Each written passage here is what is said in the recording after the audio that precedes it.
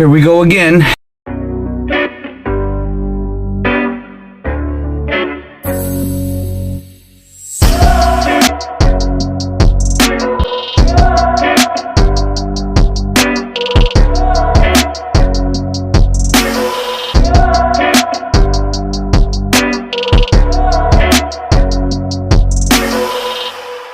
Hello everyone.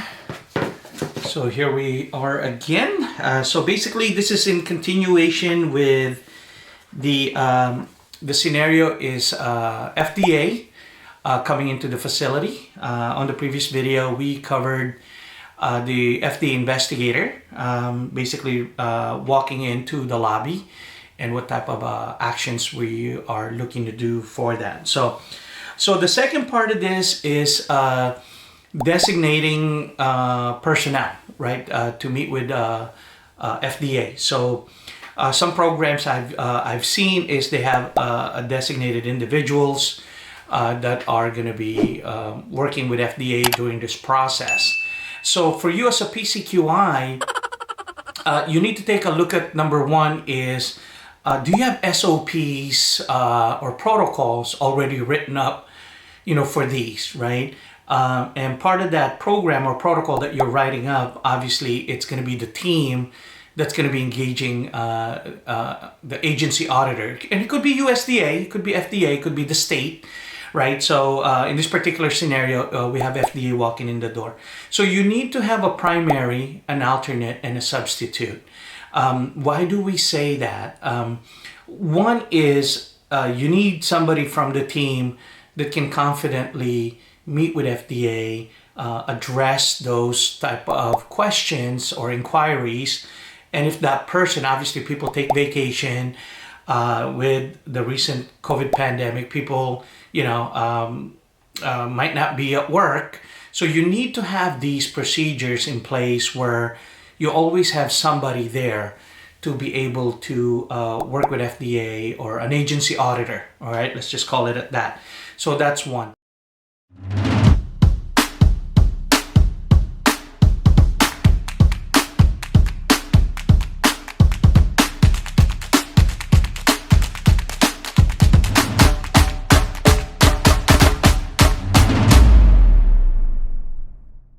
After that one, once you designate that, what type of training, do they require? So you need to have a list or a register of training that they need to take and be able to perform. So they're not a nervous wreck when FDA is there. They're going to be asking questions. So they got to be super familiar with your process. And all of your preventive measures and protocols, your GMPs, your PCs, and your food safety plan and whatnot. So they got to be familiar with that. In this event, you're probably going to be that person as a PCQI, where you're going to stand in front of that person and ask, and ask to answer those questions. The other part of it is when escorting the investigators. I mentioned from the previous video that you need a scribe, right? You need somebody to take notes and to take photos.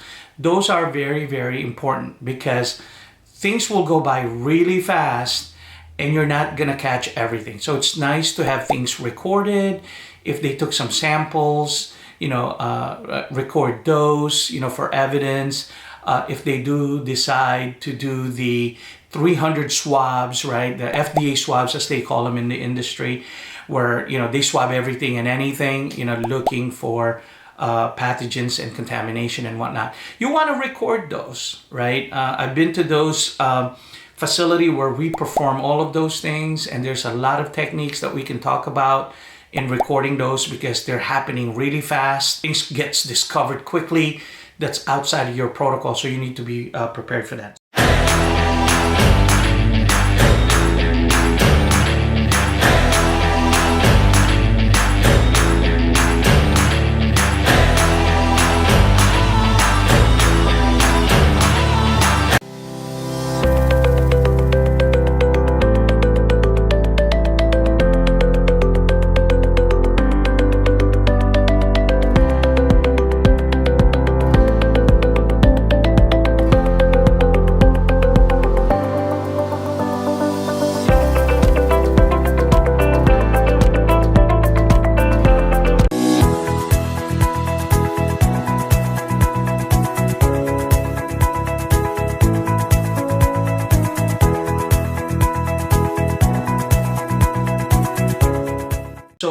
back to our second part of designating qualified personnel.